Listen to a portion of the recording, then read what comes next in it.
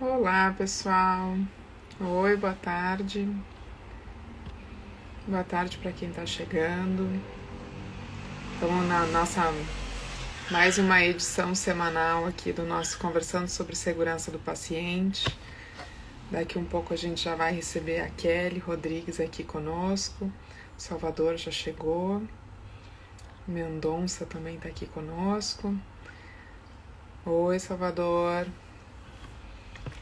Sejam bem-vindos. A gente vai começar o Conversando sobre Segurança do Paciente numa edição super especial. Hoje a gente vai receber a Kelly Rodrigues, que é muito especialista, é uma referência no tema experiência do paciente. Segurança do paciente está dentro da experiência, né? Ela vai conversar um pouquinho sobre os pilares estratégicos e a gente vai poder ver como é que isso se conversa com a experiência do paciente. Cláudia chegando, doutora Silvana, Tatiane, sejam bem-vindas. A Patient Centricity já chegou. Vou chamar a Kelly aqui para estar aqui conosco. Opa, aqui a Kelly está aqui chegando no nosso Conversando sobre Segurança do Paciente. Oi, oi, Carol. Tudo bem? Tudo bom? E você?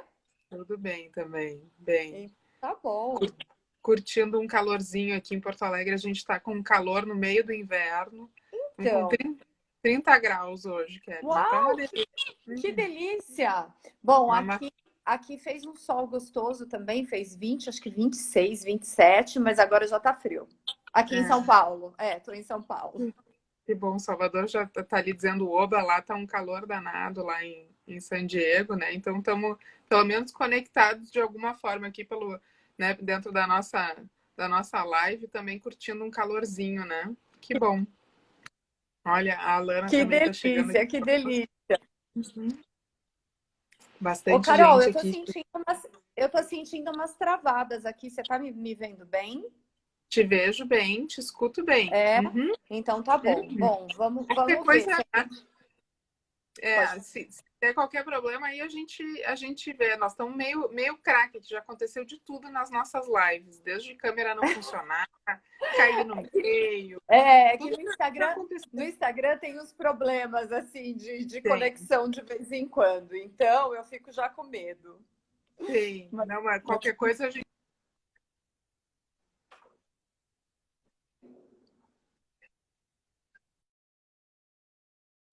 Nossa,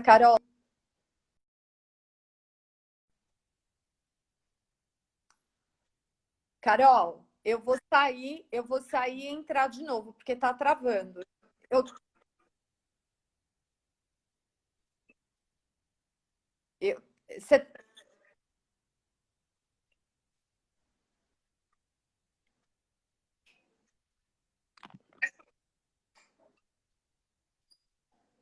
Carol, eu não tô vendo, eu não tô escutando nada. Eu vou sair de novo. Me dá um minutinho. Perfeito. Deixa eu ver aqui. A Kelly vai tentar se conectar novamente. Aqui estamos nos experimentos das conexões. A Bárbara já está aqui conosco, a Carol também chegou. A Carol está lá em Bento Gonçalves. A Bárbara aqui no Hospital Ernesto Ornelis, ela cuida da experiência do paciente ali no Ernesto. Que bom ter vocês aqui. Luiz Felipe, sejam muito bem-vindos. Hoje a nossa conversa é muito especial. A gente vai receber aí a Kelly Rodrigues, que é super expert na questão de experiência do paciente. Atua há muitos anos com esse assunto. Vamos ver se a gente consegue agora.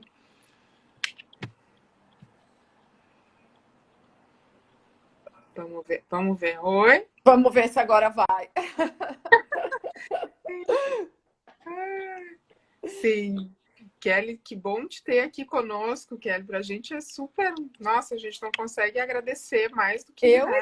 Eu é quem fico feliz de estar junto com vocês. Sempre é muito bom e a nossa sinergia, a nossa parceria e acho que não dá para falar de experiência do paciente sem a gente falar de segurança. Segurança é a primeira coisa, não é? Com certeza. Eu estava aqui no início falando sobre, já dando um spoiler dos pilares estratégicos, né? E falando que a gente se conectou justo por aí, né? Como é que a gente consegue promover uma melhor experiência e segurança faz parte disso, né? É isso aí, muito bem. O pessoal está chegando aqui, Kelly, tem uma turma lá de Bento Gonçalves, a Carol trabalha com qualidade e segurança lá num hospital em Bento, aqui no interior do Rio Grande do Sul. A Bárbara Reck trabalha com experiência do paciente no Hospital Ernesto Ornelis, então a gente vai estar recebendo bastante Que gente bom. boa aqui para bater papo com a gente. Que ótimo.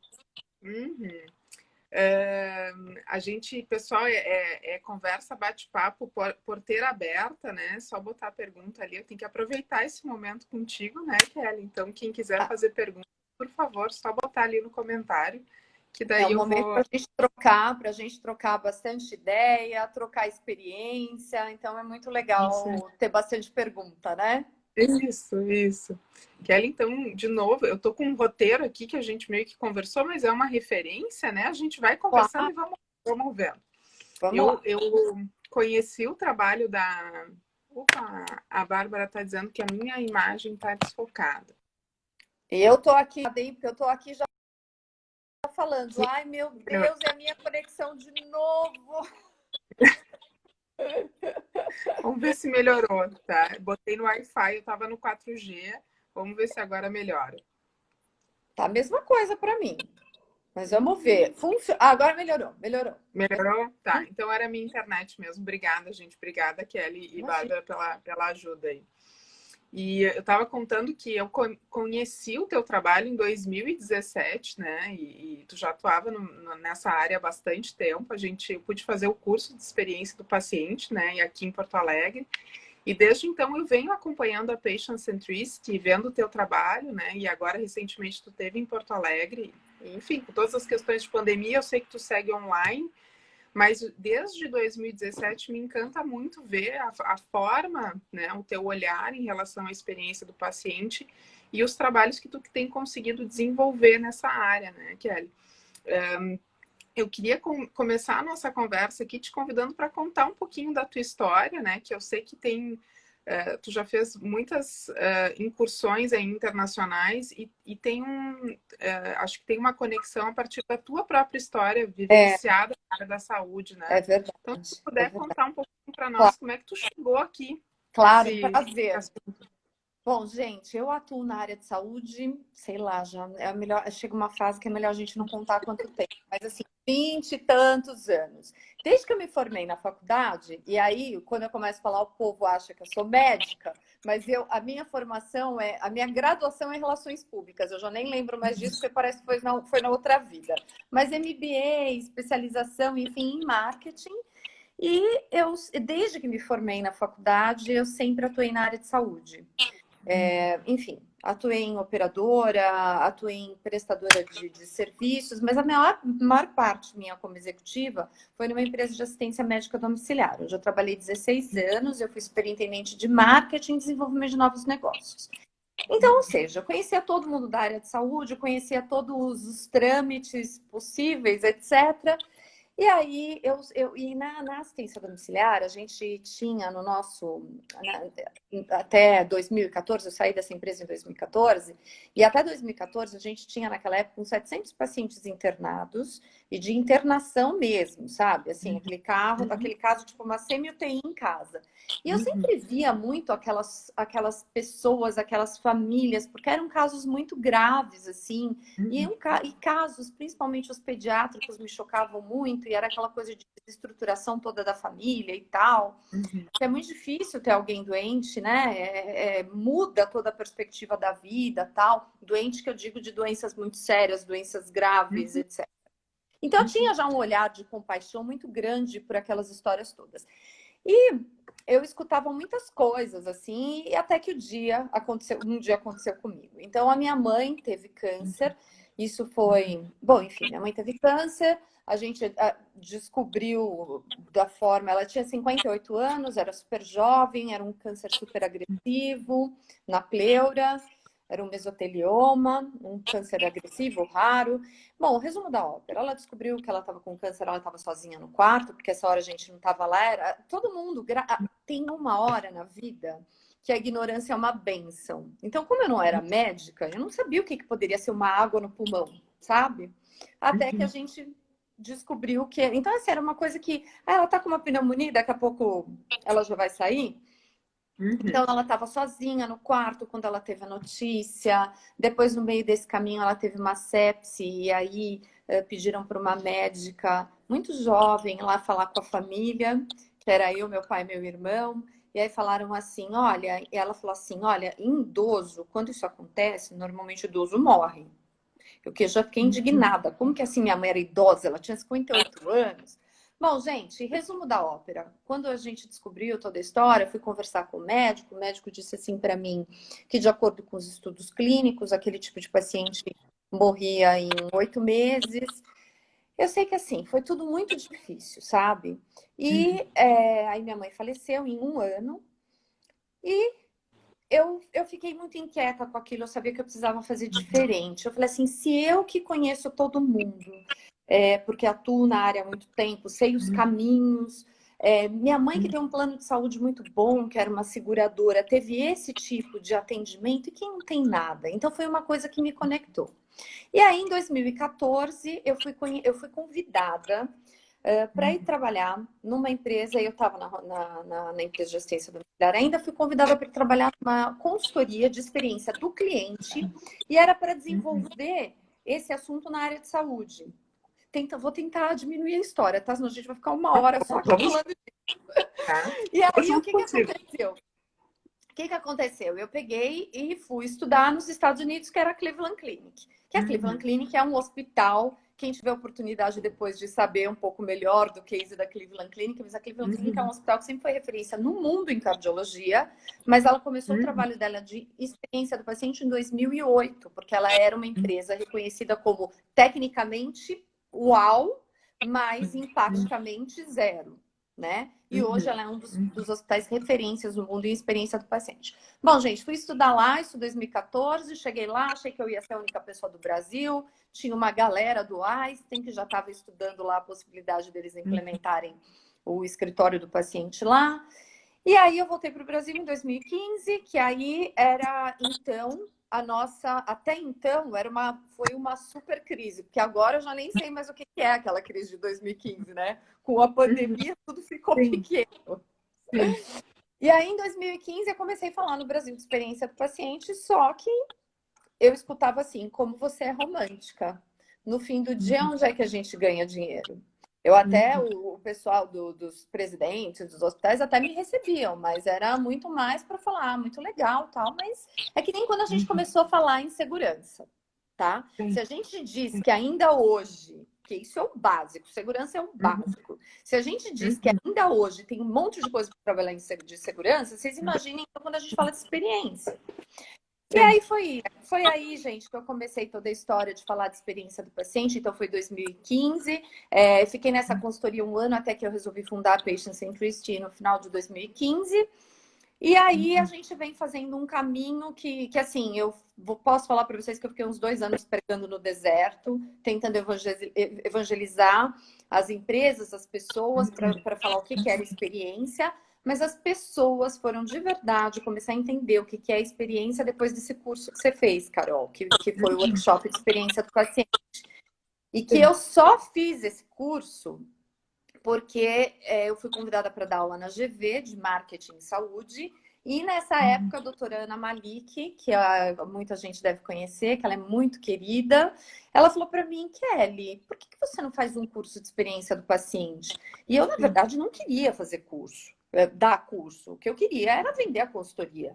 Só que eu precisei fazer o curso, estruturar o curso, educar, para que as pessoas entendessem o que era a experiência do paciente. Então, só para dar uma reduzida aqui na história toda, esse curso eu fiz com base em toda a vivência, porque na hora que eu falei assim, então tá, tô largando uma carreira de executiva para focar numa coisa que eu quero fazer, que é meu propósito de vida.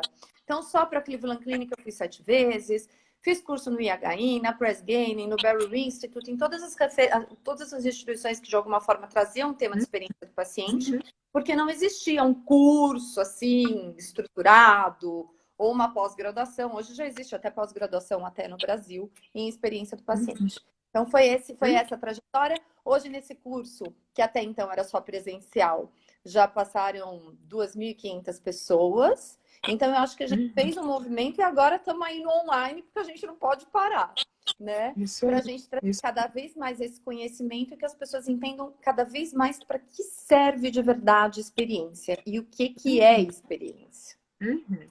E aí, tu faz assim, um olhar, um overview sobre a tua história, né? E a gente que é mais próximo, assim, que te conhece, sabe o quanto isso é uma coisa que é muito cativante, assim, né? Que é quando a gente começa a olhar para a trilha do paciente, olhar o que pode ser diferente, o que é melhor, não tem como parar mesmo, né? Então, que bom que o online está nos possibilitando seguir em frente. Verdade. E aí, tu termina perguntando o que é experiência do paciente, né? Antes de entrar nos modelos do mundo, se tu puder dar uma olhada, nos contar assim, o que é esse negócio da experiência do paciente. Então, Carol, até mesmo porque eu tenho esse background de marketing, eu posso até falar isso. Porque quem é de marketing achava pelo menos, que a experiência do paciente a gente vê a satisfação do paciente e o NPS, né? Então, é assim, é a experiência, é o que ele experiencia. E não que o paciente, eu digo que essa parte é muito parecida com a experiência do cliente, não que o paciente não seja cliente. Mas falar da experiência do paciente é algo muito mais abrangente. Então, a gente tem aqui um paradigma. Quem era de marketing dizia que a experiência estava ligada à satisfação e NPS. Quem era como se fosse só, de segurança, achava que também já fazia experiência, porque eu já cuido da segurança do paciente.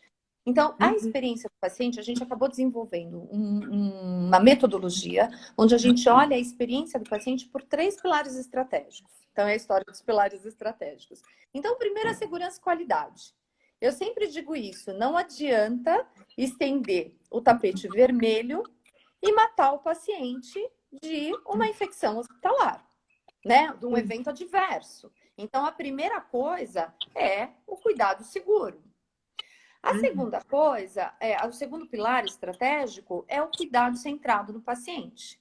E aí o cuidado centrado no paciente envolve tanta coisa, né? O paciente tem que ser tratado com dignidade, compaixão e respeito, tem que ser um cuidado coordenado, tem que ser um cuidado compartilhado, tem que ter apoio para o autocuidado, porque só com tudo isso a gente vai conseguir engajar este novo paciente, que não é mais o paciente de 30 anos atrás, que não tinha informação nenhuma e que o médico mandava, ele fazia. Então, você pode ter um cuidado seguro, mas não necessariamente um cuidado centrado. Então, veja o quanto faz parte da experiência. E o terceiro pilar estratégico é a excelência na jornada. E aí, sim, é como se a gente olhasse a experiência do cliente, né? Então, como foram todos os pontos de contato, como ele foi levado em consideração durante esses pontos de contato, como que foi a experiência dele. Então, quando a gente olha a experiência para a gente na Patient Centricity, a gente olha para esses 3 pilares estratégicos. Então, eu posso ter um cuidado seguro e posso ter excelência na jornada e não ser um cuidado centrado. Então, eu não estou falando exatamente da experiência de uma forma estruturada. Eu posso ter um cuidado seguro, mas posso também não ter nem excelência na jornada e nem um cuidado centrado. Agora, o que jamais pode acontecer é ter só excelência na jornada e não ter nem segurança e nem cuidado centrado, né? Sim. E falando até do tema de cuidado centrado, Carol, é algo muito novo no Brasil, né? Sim. A gente vê que a Europa, ela tem é muito forte para eles a questão do cuidado centrado, mas no Brasil a gente só tem discurso, viu, gente? Porque prática mesmo, eu sempre falo, tá, como você faz então o cuidado coordenado? Como que você compartilha o tratamento com o paciente? Como que tem método objetivando determinadas coisas? Então, tem muita vontade, mas eu vejo ainda pouca coisa sistematizada. Sim, sim. E quando tu olha isso, que tu falou agora sobre a experiência na Europa, né? Como é que tu enxerga esse modelo e a questão da experiência do paciente nos diversos modelos de saúde, né? No modelo americano, eu sei que tu tem uma boa relação com a Espanha também, Tu pode nos dar uma visão assim mais ampla desse assunto no mundo? Como é que isso tem Claro, sido claro. trabalhado? Bom, olha, primeiro é a gente entender que toda essa formação, toda essa coisa de experiência, ela vem do mercado americano. Ela vem do mercado americano, que é um movimento que eles começaram nos anos 80, e aí senta que lá vem história, né? Com todas as mudanças de formas de pagamento, de envolvimento do usuário no sistema, tem milhares de coisas. Mas o que mudou foi exatamente nos anos 2000, a partir de 2006, onde teve a implementação do HCAPS, que foi uma ferramenta de experiência implementada pelo governo. Então, quer dizer, o governo manda essa pesquisa até hoje para um paciente que passa por uma internação hospitalar. E essa pesquisa confere um score para o hospital, que um dos pontos deste score, ele confere a remuneração a mais ou a menos para as instituições de saúde. Então, quer dizer, isso foi um fator que foi o que realmente impulsionou a experiência do paciente no mercado americano e também o pagamento baseado em valor, onde eles entenderam que se eu não escutar o paciente, se o paciente não for, não olhar o paciente como cliente, se eu não trouxer o paciente para a mesa, para eu não vou engajá-lo no tratamento, o meu desfecho clínico não vai ser melhor e eu vou ganhar menos dinheiro. Então, o mercado americano, é o que eu sempre digo, é muito show me the money, né? Tem que estar atrelado aí e vai trazer mesmo que acaba impulsionando toda a questão. E aí, só para vocês terem ideia, gente, no mercado, nos Estados Unidos, 41% dos usuários escolhem um hospital experiência do paciente. O Hospital Compare, né, onde tem lá todos os índices que são divulgados e tem a comparação dos hospitais. Então, o paciente ele realmente olha para essa questão.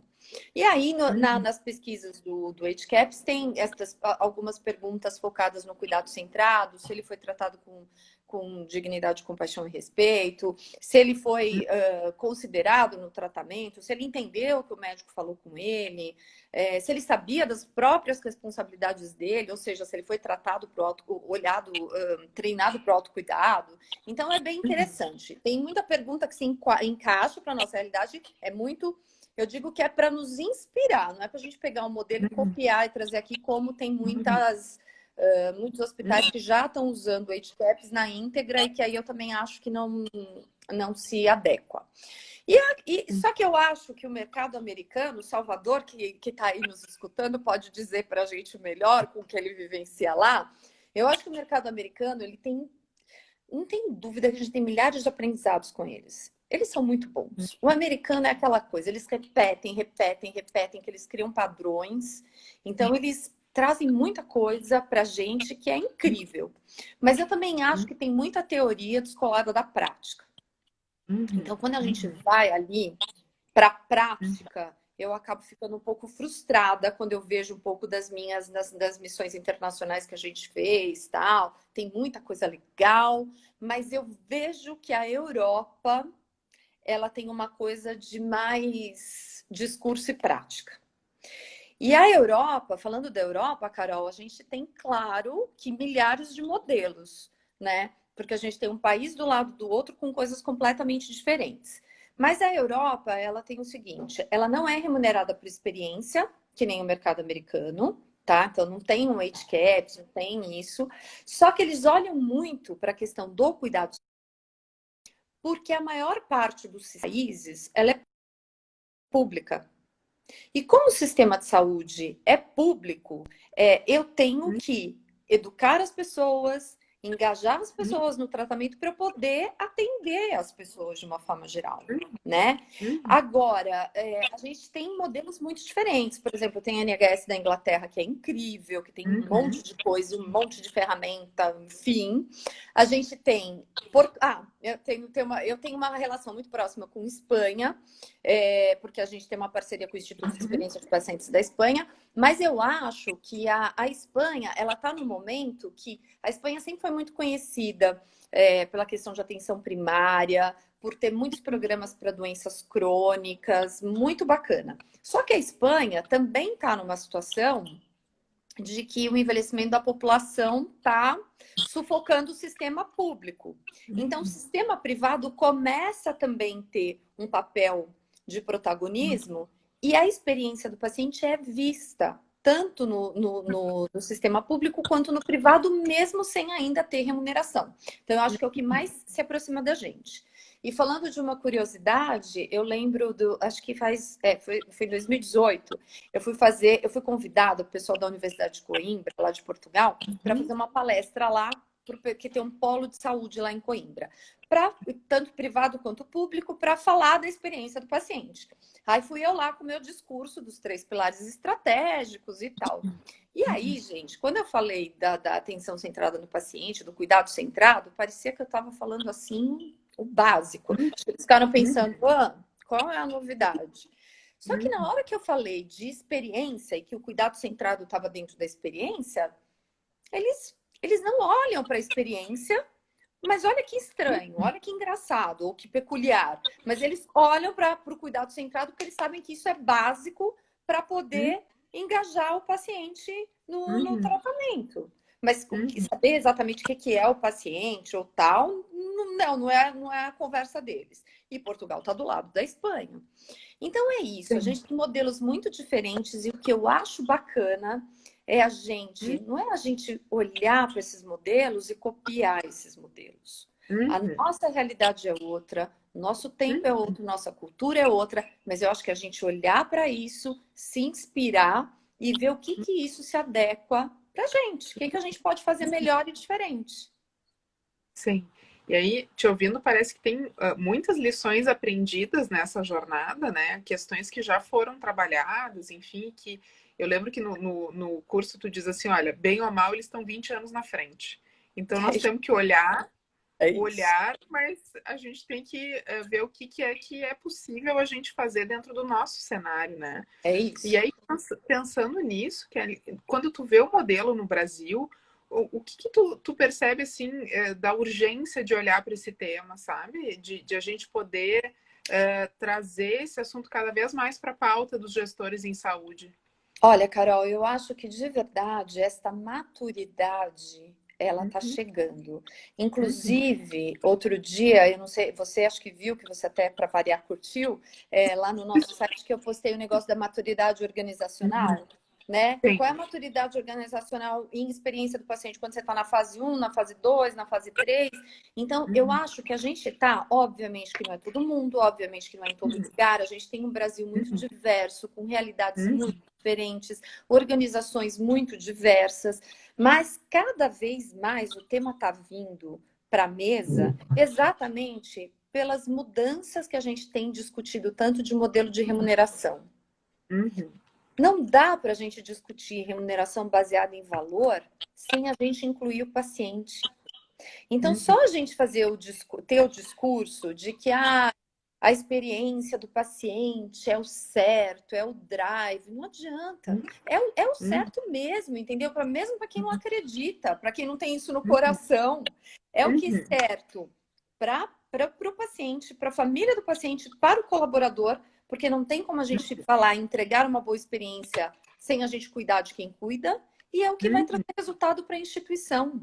Então, eu estou vendo que esta urgência, ela está batendo aí na porta dos gestores de qualquer forma. Não dá para falar em remuneração baseada em valor sem a gente trazer a experiência do paciente. É isso. Sim.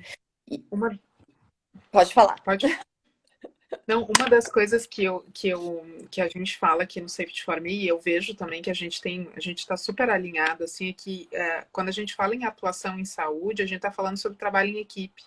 E não tem como fazer trabalho em equipe sem envolver o paciente. Em todos os cenários, segurança do paciente, nesse cuidado centrado, na excelência, ele é parte fundamental, né? O paciente faz parte da equipe. É esse mindset que a gente precisa mudar. A equipe não é só quem presta assistência. E se a gente não envolver o paciente para ser parte da equipe, a gente nem o cuidado seguro direito a gente consegue fazer.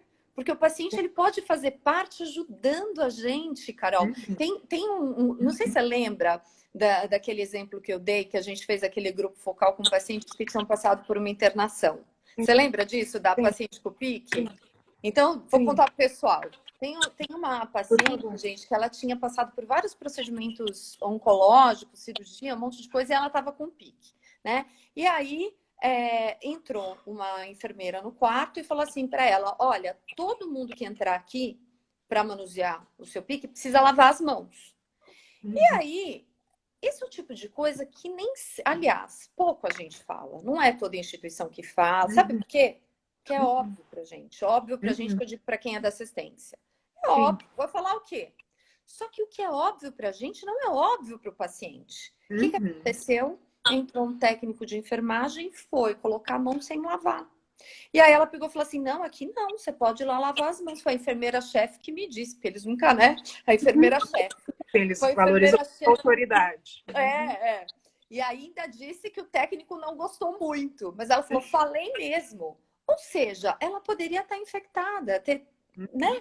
Então, assim, o quanto a gente envolve o paciente e a família para que ele nos ajude, tanto no uhum, cuidado, tudo uhum, isso vai trazer um desfecho diferente. Então, uhum. tá tudo junto, gente. Sim. A gente fala, o Salvador fala muito, né? O paciente é a última milha, né? A gente está falando da última barreira para qualquer evento adverso, para, enfim, ele tem que estar junto, tem que ter esse olhar, né? É isso aí.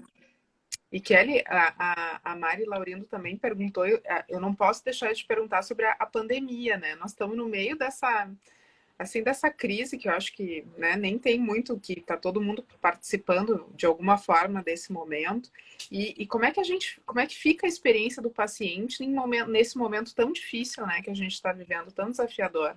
Olha, Carol, você e o Salvador ainda acompanharam bem essa fase inicial, né? A gente discutiu muito o que a gente ia fazer, a gente chegou a tentar fazer alguma coisa em conjunto para a gente ajudar as instituições no aspecto de segurança e de experiência. E olha, vou ser bem sincera com vocês, quando tudo começou lá atrás, em fevereiro, eu particularmente dei uma travada. Eu falei assim, gente, como a gente vai falar de experiência se as pessoas estão morrendo? E aí, a nossa ficha foi cair quando a gente viu que lá na Itália, então isso lá atrás, vocês lembram muito bem disso, que lá na Itália as pessoas estavam morrendo sem conseguir se despedir da família. E aí tinha até um movimento, o direito de dizer adeus, e a gente falou, peraí, tem uma questão aqui de experiência humana. E foi aí que a gente fez um projeto colaborativo. Na verdade, a gente fez um mapeamento da jornada desse paciente, desde o momento que ele está sintomático até os diversos desfechos, né? De ir, ou ficar em casa, ir para o hospital, ir para a UTI, ter alta, ou falecer, enfim. A gente entendeu as principais dores dos pacientes e dos familiares e dos profissionais de saúde, que também estavam sofrendo horrores. Parece que agora já passou tudo, né, gente? A gente ainda está no meio dessa confusão toda, mas lá atrás era tudo muito mais desconhecido. A gente ganhou alguns conhecimentos aqui nessa fase.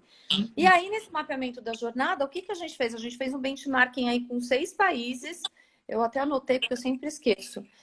Espanha, França, Suécia, Austrália, Israel e Estados Unidos. A gente fez o benchmarking para tentar entender o que é que eles estavam fazendo e a gente trouxe as boas práticas, a gente mapeou essas boas práticas e disponibilizou gratuitamente lá no nosso site. Então, até hoje, quem olhar consegue fazer o download da jornada e das boas práticas. Porque o que aconteceu? A nossa ideia foi como é que a gente ajuda as instituições a ter mais celeridade para resolver as coisas. Eu acho que essa fase inicial passou.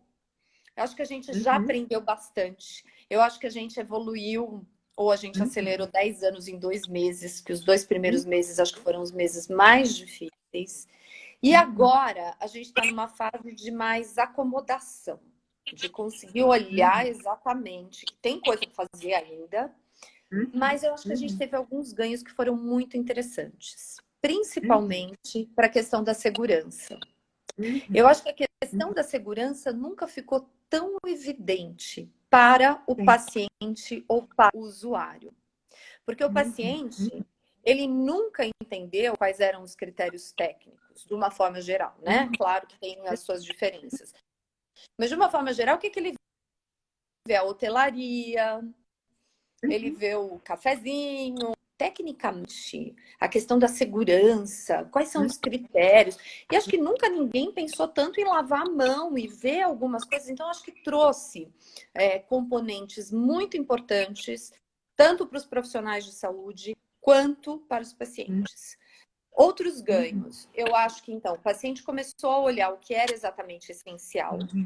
E eu acho que também, de verdade, gente, quem é os profissionais de assistência às vezes não gostam muito disso que eu falo, mas eu acho que também teve uma reconexão com o propósito e uma paixão pelos pacientes muito grande.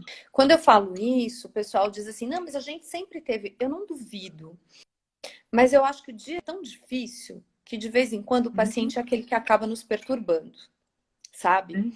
E nessa pandemia toda, eu acho que teve um olhar de compaixão para o paciente, para a família e vice-versa. Acho que os pacientes também, as famílias também nunca viram, nunca enxergaram tanto o profissional de saúde como super-herói. E falando de mais 2 pontos, só para concluir isso, do que eu achei também... do que eu... Não, eu fico falando demais. Mas do que eu achei que também foram pontos importantes é que, assim, uma coisa que não é vista, Carol, com tanta importância o quanto ela deveria ser vista, é a questão da comunicação. Do como a comunicação, ela evita o evento adverso, né? Oferece, na verdade... Deu uma travada aqui, você tá me vendo? Eu tô te ouvindo, congelada. mas tu travou para mim. Tá, tô te ouvindo. Tu vê, quando a gente fala sobre comunicação, travou tudo aqui. Vamos ver se... Você tá me vendo? Agora então, tá te vejo e te escuto, tá? Opa, que bom. Agora melhorou, então. Então, e eu acho que, assim, a comunicação, ela é algo que ela é muito renegado. A gente nunca enxergou exatamente a importância dela. A gente parece que não prepara os profissionais de saúde para lidar com ela. E eu acho que a questão da pandemia, como, por exemplo, essa coisa que aconteceu com a minha mãe, né? Dando um exemplo lá de trás. Em idoso, isso acontece assim mesmo. Olha, esse tipo de paciente morre em 8 meses. Se você falasse com a sua mãe, ou da sua mãe, você ia falar desse jeito? Se fosse do seu filho, você falaria assim? Então significa o quê? Que a moça estava querendo ser grosseira com a gente? Não. Ela não sabia como falar. Então talvez o jeito dela se salvaguardar era se afastando disso. Então eu acho que assim, a gente precisa trazer esse tema também. A comunicação em saúde é extremamente importante para a experiência do paciente, para o desfecho clínico e para a segurança do paciente. Né? Esse tema, que é só para contribuir aqui, para reforçar o que tu está dizendo, tem um dado da Joint Commission que ele fala que mais de 80% dos eventos adversos estavam presentes componentes ou causas relacionadas à comunicação. Então eu acho que é urgente falar não só sobre os protocolos de segurança na comunicação, aí tem SBAR, tem vários aí que a gente tem trabalhado, mas também na coisa da empatia, da compaixão, que é esse outro, essa outra, é uma habilidade relacional, né? Eu acho que é um pouco para além da técnica, né? É isso aí, mas que é possível de ser feito. E que é possível de ser feito e é possível de ser treinado, sabe? Eu acho que no Brasil, como a gente acha que a gente é mais friendly, a gente acha que não precisa de determinadas coisas. É aí que o americano acaba ganhando da gente, porque eles têm checklist até para experiência, né? Dê uma nota para você depois do seu atendimento. A gente não faz isso porque a gente acha que a gente já faz. Então, a gente precisa treinar empatia, a gente precisa treinar compaixão, a gente precisa reconectar as pessoas com o propósito delas. E aí também nesse processo todo, então a gente descobriu o que para mim ficou muito evidente foi a questão da comunicação e foi a questão também de como a gente faz uma reconexão diferente. Quando a gente não consegue, por exemplo, dos pacientes que estavam morrendo sem conseguir se despedir da família, então vamos fazer visita virtual, vamos fazer diferente, não pode ser de um jeito, vamos fazer do outro. Né? Então, algumas coisas ficaram bem evidentes para a gente. Uhum. Eu acho que o que tu está trazendo do contexto da experiência aplicada a essa confusão da pandemia é como é que a gente resgata o ser humano, né? Tem o ser humano e essa conexão com dignidade, com tratar a pessoa com respeito, né? Que eu acho que foram duas palavras assim que tu falou bastante nessa nossa conversa. E aí tu vê aquelas fotos, vocês também compartilharam as fotinhos das pessoas sorrindo, né? Para elas poderem para o paciente poder enxergar que atrás de todo aquele equipamento tinha uma pessoa ali atrás, né? É.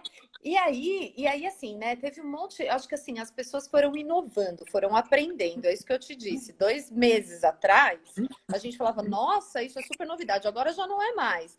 Mas, Uhum. por exemplo, a gente teve um cliente nosso que sabe como eles começaram a fazer a apresentação da equipe? Ao invés de fazer só com o crachá, como o pessoal acho que começou a fazer em Israel até. Depois eu vi foto de um monte de lugar, nem sei quem começou primeiro. Mas o pessoal fazia o quê? Eles gravavam no celular mesmo, o vídeo Uhum. sem o equipamento, e quando eles Uhum. entravam para falar com o paciente, eles colocavam. Então, o paciente via que atrás a cara daquela pessoa ali. Então, Uhum. isso também, né, cria uma conexão. Sim, sim, acho que talvez, não sei se para alguma coisa, eu acho que essa pandemia está fazendo um resgate aí da gente, É, né? Nas é. nossas relações, que é a coisa da Olha, conexão. a gente vê que tudo na vida, absolutamente tudo, até as piores coisas, a gente vai ter que achar a metade do Uhum. copo cheio, Uhum. né? E a metade do copo vazia. Então eu acho que teve, se não queria estar passando por isso, mas como a gente consegue sair melhor Uhum. em algum aspecto disso. Uhum. Que legal, Kelly. Que bom ouvir essa troca de experiências, né? E saber que assim a gente está aprendendo, sempre aprendendo, eu acho, né? Eu E acho que sim. E Kelly, a Mauri também colocou aqui uma pergunta e já nos encaminhando aí para os últimos minutos, a gente tem 20 minutos ainda para a nossa conversa. Quando a gente fala sobre experiência do paciente, né, cuidado centrado, excelência no atendimento e segurança, qual seria o primeiro passo? Assim, a minha instituição está começando nesse assunto, eu estou aqui assistindo a live, por onde é que eu começo a falar sobre experiência do paciente na minha instituição? Eu acho que a primeira coisa é a gente entender com profundidade o que é a experiência. Então, eu acho que assim, Uhum. fazer este curso, que é um curso super rápido, tal, eu Uhum. acho que é uma coisa legal para te trazer um embasamento.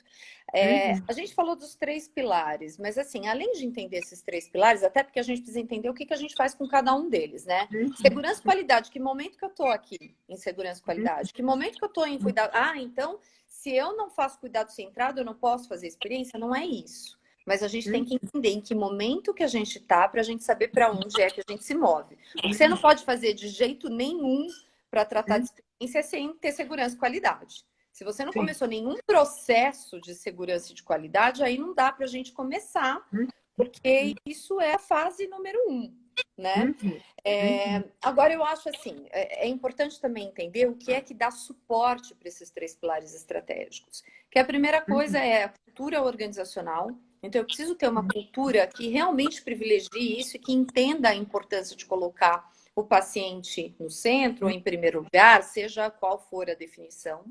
É a gente ter uma Uhum. liderança que faça isso acontecer. A liderança Uhum. tem que comprar essa história. Eu vou contar já Uhum. já um caso da Cleveland Clinic a respeito disso para exemplificar o que a liderança tem que fazer. A terceira coisa é a gente ter métricas onde a gente entenda o que é que eu estou acompanhando nesses Uhum. 3 pilares Uhum. estratégicos e como é que isso está afetando ou não a Uhum. experiência, e eu tenho que ter o engajamento dos colaboradores. Ou seja, uma coisa depende da outra. Eu só vou ter Sim. engajamento do colaborador se eu tiver uma cultura que privilegie. Eu só vou ter uma Uhum. cultura que privilegie a liderança que banque isso, né? Ser o drive que vai mostrar para a gente o que a gente está evoluindo.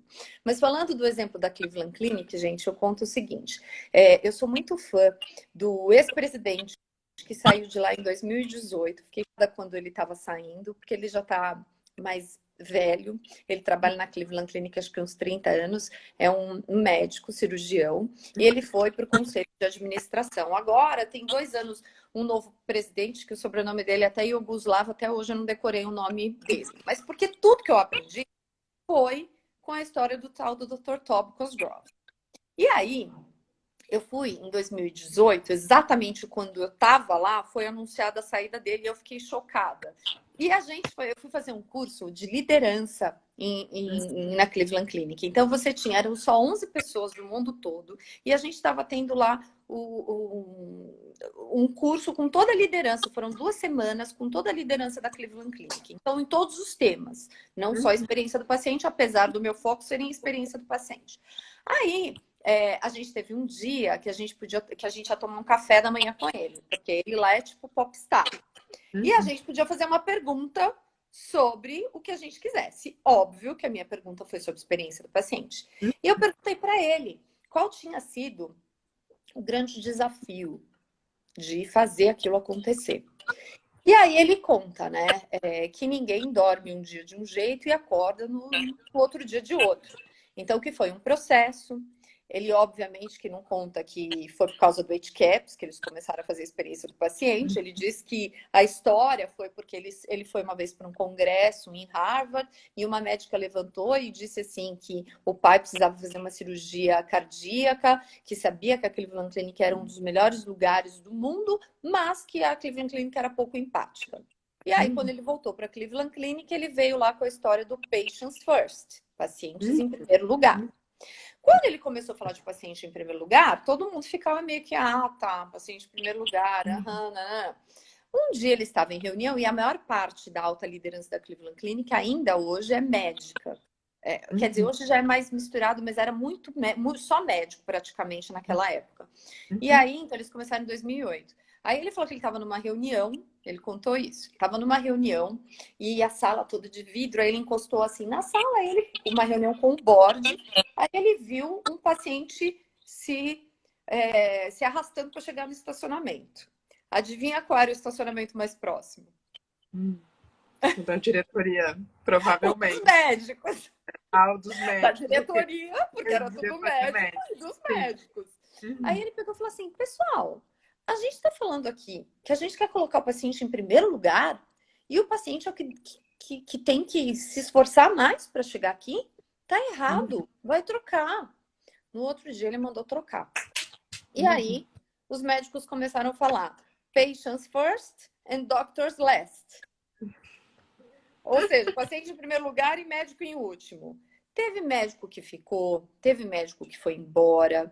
Então, o importante é a gente entender que uma cultura, a gente não muda de um dia para o outro.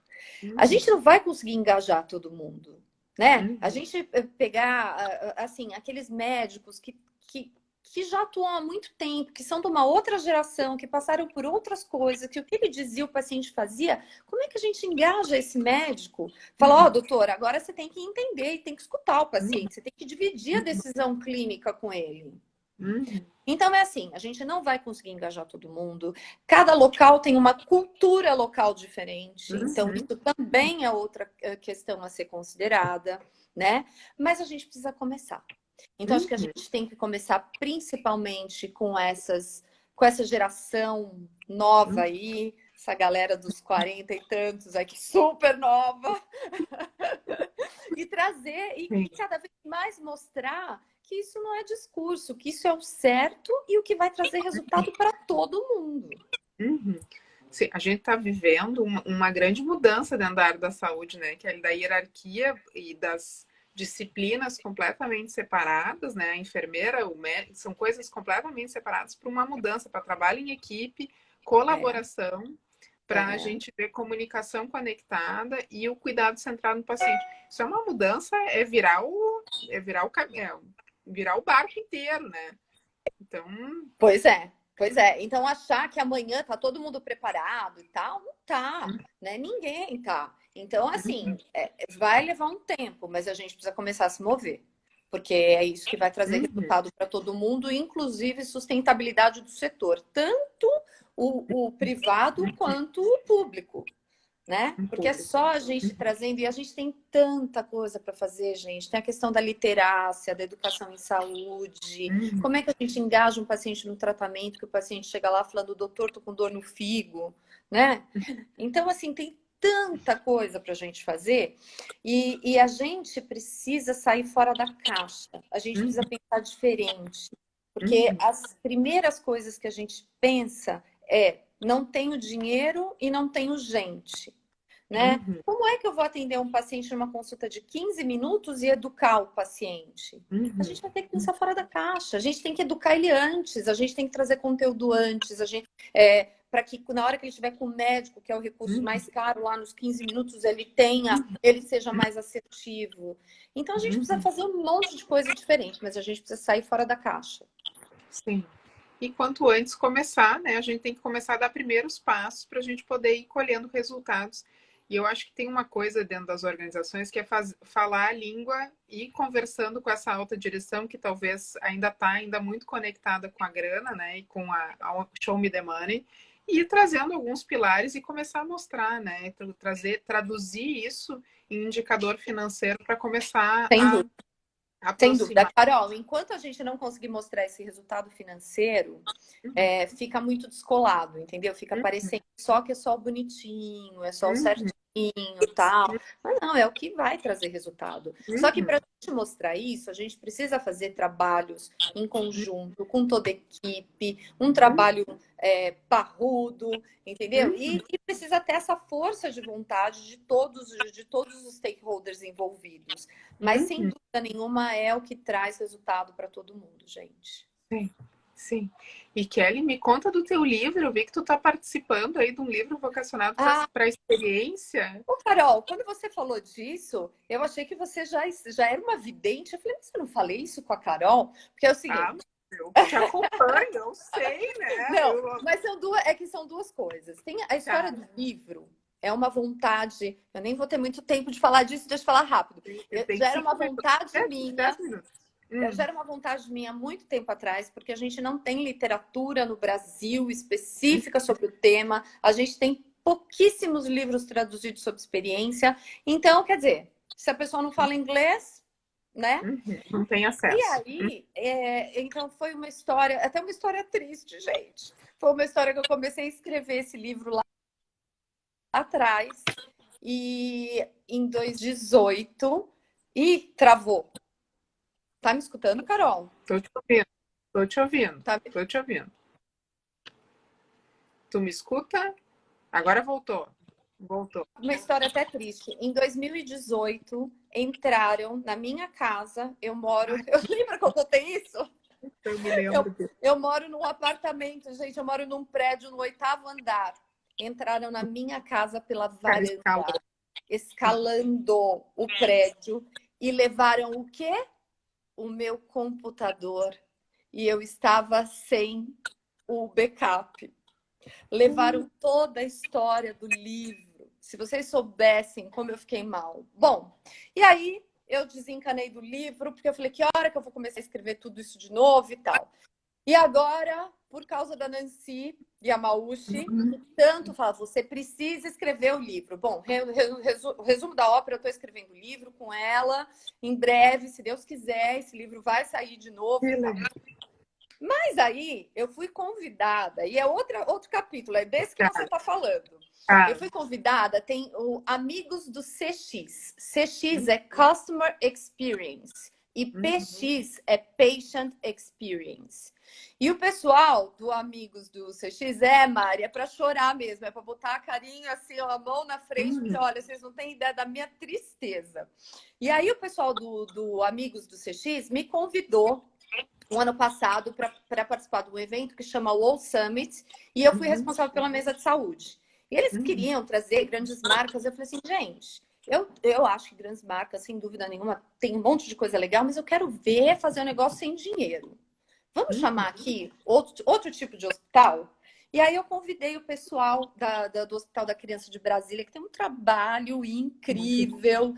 É um hospital público administrado com recurso privado, mas enfim, é um hospital público. E aí a gente fez uma mesa super legal, tá? E o pessoal todo de Customer Experience ficou super empolgado com Patient Experience. E aí eles começaram a escrever um livro e me convidaram para escrever um capítulo. Então já escrevi, graças a Deus, já escrevi o capítulo de Patient Experience, e aí eu vou contar um pouco desse movimento, mas é só um capítulozinho.